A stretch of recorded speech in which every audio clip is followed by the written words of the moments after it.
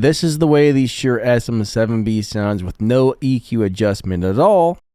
And this is how it sounds after you adjust the EQ, which in my opinion is a lot better. So this is a EQ for voiceover when you're speaking into the microphone. So the first thing I'm going to do is cut off all the bass frequencies that are not wanted. That way, if there's any room rumbles from an air conditioner or a fan, or you say like a P sound and the microphone pops, that's going to get that out of the listener's subwoofer. We're going to cut the bass off at 60 hertz. And this is what they call a high-pass filter. So set a high-pass filter somewhere between 60 and 100 hertz.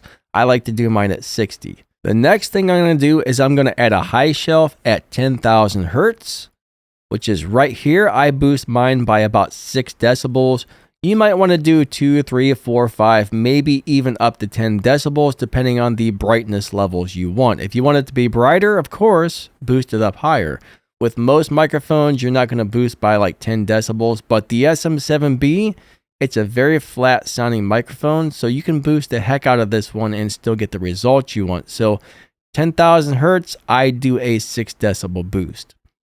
So the next thing I want to do is add a little bit of clarity. So right about 2,500 hertz, I'm going to add a boost by about 1.5 to 2 decibels. Sometimes you might do 1 decibel, sometimes you might do 2, but this will add a little bit of clarity and make your voice a little bit easier to understand for the listener.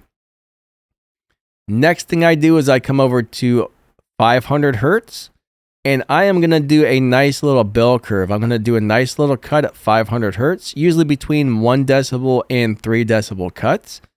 And that's going to get rid of the muddy frequencies. If you're hearing like some mud, if there's a little bit of like too much bassy muddiness that's making your voice hard to understand, this cut should get rid of most of it. So for me, I do a 500 hertz cut at pretty much minus 1.5 to minus 2 decibels for my voice. Next, these are going to be your bassier frequencies of the human voice, right around, somewhere between 100 and 150 hertz-ish. Now, if you're not getting enough bass, if you say, hey, I need more bass, you can go ahead and boost this frequency around 120 hertz by about 2 to 3 decibels. And if it sounds too muddy, you're actually going to cut it. So in my room with my voice, I get a lot of mud. So what I'm going to do is I'm going to take this down to about 175 hertz. And I'm gonna go down by about 2 decibels and cut that by about 2 decibels. And that is exactly how I EQ my voiceovers for the Shure SM7B to get it sounding really nice. And this EQ curve brings out that nice bright sound that everybody wants to hear. It's not overly bright and fatiguing on the ears. You got to be careful when boosting your highs though, because if it's too bright, that can really get fatiguing on your listeners' ears, and you do not want that.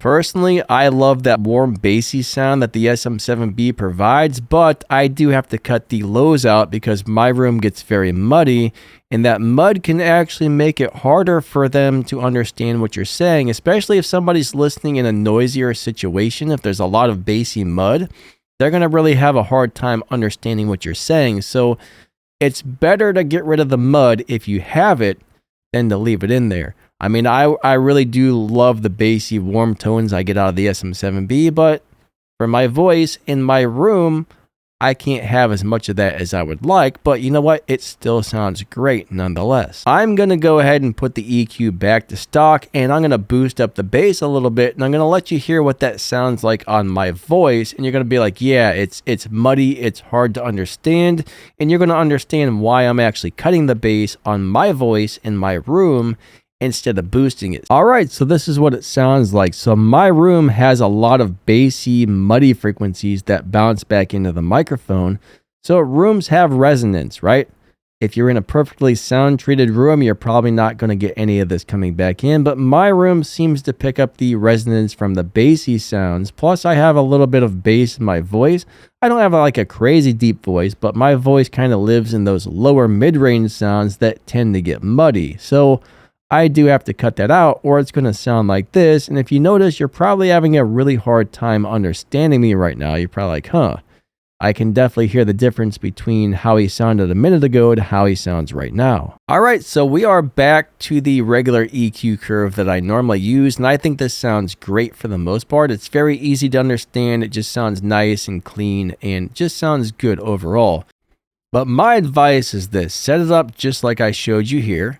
Adjust the high shelf to the brightness level you want. Adjust the low end around 100 Hertz-ish. You can either boost it or cut it. If you need more bass, boost it. If you need less mud, cut it. The bass roll-off, which is the high-pass filter, I would definitely set that somewhere between 60 and 100 Hertz. There's barely any human voice below 100 Hertz, unless you're dealing with somebody like Johnny Cash. So 80 to 100 is normally where everybody sets it. Some people do set it at 100. I like to go with 60. That way, if there is any lower bassy frequencies in the voice, it keeps those and doesn't cut them out.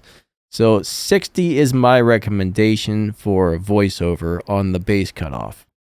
And I think that pretty much wraps that up. Thank you guys so much for watching. You guys are amazing. Don't forget to like and subscribe. And if there's any companies out there that would like to send me some microphones or audio gear to review, get a hold of me. I would love to review your stuff.